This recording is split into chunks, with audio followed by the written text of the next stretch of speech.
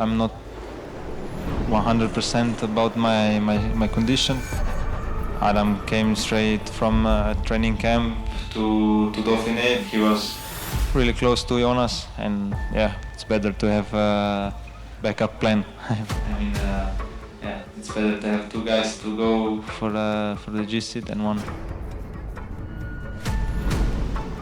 Doesn't matter who says who's the favorite. It depends on who's in the best shape in the end.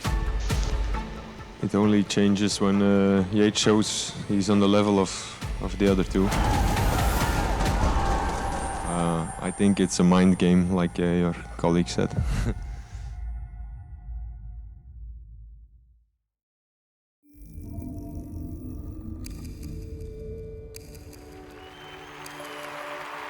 Ladies and gentlemen, welcome to the Basque Country. Bienvenue au Pays Basque.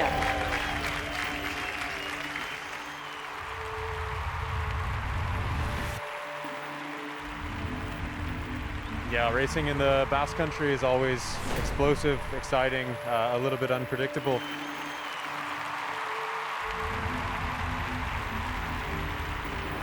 Starts with a bang this year.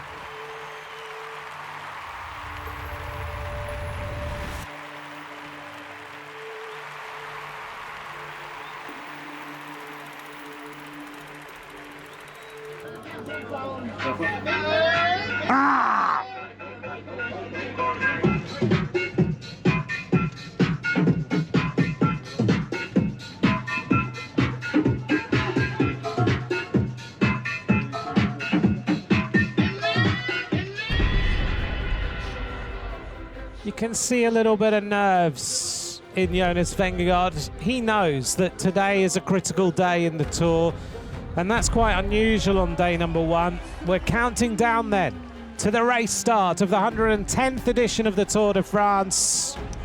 We're underway. Good luck, guys, good luck. 11 kilometers of transfer, a lot of public on the road.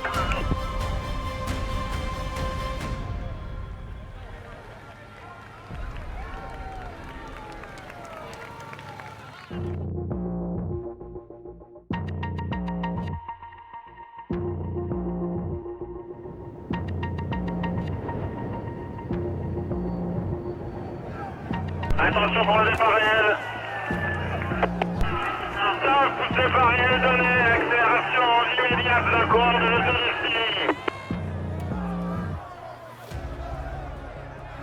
La 110e édition du Tour de France s'élance enfin et pour la 25e fois hors de l'Hexagone. Pour cette étape très attendue, vallonnée et nerveuse autour de Bilbao, 5 hommes prennent rapidement les devants. Uno X pour la première fois sur le Tour a envoyé Jonas Vingegaard. On retrouve également des coureurs français, Valentin Ferron, Simon Guglielmi, Lilian Calmejane. Enfin le néerlandais Pascal Inkorn les accompagne. Leur avance grimpe rapidement aux alentours des 2 minutes. Derrière, les stratégies s'affinent pour les équipes qui visent la victoire d'étape. The minimum bend just to give us presence so we can sit, so the whole team can stay a little bit more calmer in the front. So just do the minimum bend, really minimum.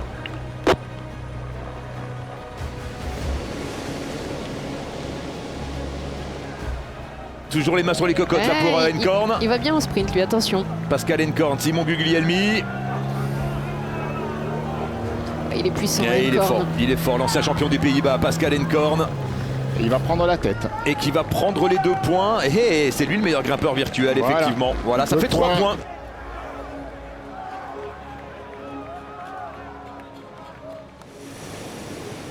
L'échappée se recompose rapidement. Calmejane et Vingegaard sont de retour à l'avant. On roule depuis le départ à un peu moins de 40 km/h de moyenne et les coureurs entrent dans les 100 derniers kilomètres. L'échappée possède encore 1 minute et 20 secondes d'avance sur le peloton.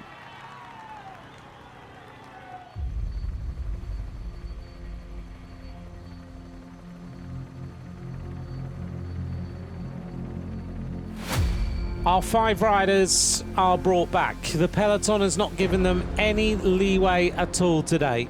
And that means that the King of the Mountains is not necessarily going to go to one of these breakaway riders. À environ 30 km de l'arrivée dans la côte de Vivero, classée en 2e catégorie avant-dernière difficulté de la journée, l'équipe de Tadej Pogačar décide de durcir la course.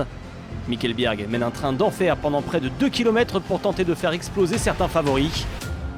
Le Danois finit par s'écarter, les Jumbo-Visma prennent le relais, ils temporisent avant que l'on s'explique au sommet pour le maillot à pois. Nelson Powless, l'américain d'IF Education Easy Post déclenche, Georg Zimmermann est un peu court. La bataille entre favoris, elle, risque d'être un peu plus intense dans la côte de Piquet à venir. La descente qui arrive est piégeuse et 2 coureurs expérimentés vont à terre. Richard Carapaz et Enric Mas sont touchés, les 2 coureurs tardent à reprendre la course. Mais regardez les pourcentages, ils sont dans les 500 derniers mètres. Les 500 derniers mètres à près de 16% de moyenne. Julien Lafilippe n'a pas pu suivre le rythme, tout comme David Gaudu. Il n'a pas encore attaqué Pogacar. 600 mètres encore avant le sommet, Adam Yates. Et Victor l'a fait, hein. C'est beau ce qu'il fait, Victor l'a fait. Allez, Pogacar qui se retourne, il est fort Adam Yates également. Et les UAE qui sont à 2 contre 1 face à Jonas Vingegaard. C'est parti, l'accélération de Tadej Pogacar qui se teste une première fois sur ce Tour de France. Pogacar qui passe en tête devant Vingegaard, Victor l'a fait derrière, Simon Yates qui revient. Avec Skelmos, avec Gaudu qui s'arrache. Ah, c'est bien ça. C'est bien ça, c'est vrai. Les jumeaux. Adam devant Simon, les 2 frères Yates, les 2 jumeaux en tête pour l'instant. Ils vont s'entendre, ils vont se relayer, il n'y a pas de problème. Les frères Yates ont fait le trou et sont désormais dans Bilbao avec une poignée de secondes d'avance sur le groupe des favoris. Dans un dernier effort, les jumeaux sont quittes pour s'expliquer sur la ligne d'arrivée pour la première victoire, pour le premier maillot jaune. Plus fort avec un gros développement, Adam Yates qui est en train de faire la différence et qui va aller chercher la victoire d'étape et le premier maillot jaune de ce tour, ce maillot jaune qui lui avait échappé de peu en 2016 au Chalet Reynard. La victoire d'Adam Yates ici à Bilbao, image incroyable devant son frère jumeau Simon. Adam Yates qui vient de prendre la 2e place du Critérium du Dauphiné, qui a gagné le Tour de Romandie, qui est peut-être dans la forme de sa vie et qui va s'imposer ici à Bilbao. C'est fait, victoire d'Adam Yates. Victoire d'Adam Yates devant son frère jumeau Simon et premier maillot jaune pour la formation de Tadej Pogacar. Congrats guys. Allez, le sprint pour la 3e place. Avec les bonifications qui vont avec. De bonification pour Pogacar. Tadej Pogacar avec Thibaut Pinot qui est dans une forme magnifique. C'est Tadej Pogacar qui prend la 3e place.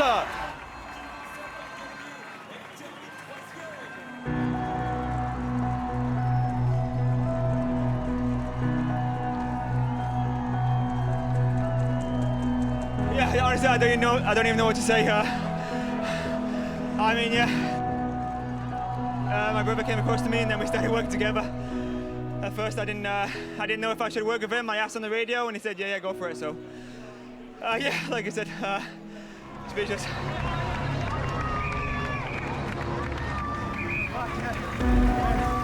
Some people doubted, having 2 guys as leaders, but I'm not really a leader. I'm more in support. And when I can do things like this to put other teams under pressure, and it works out like this, then it's perfect.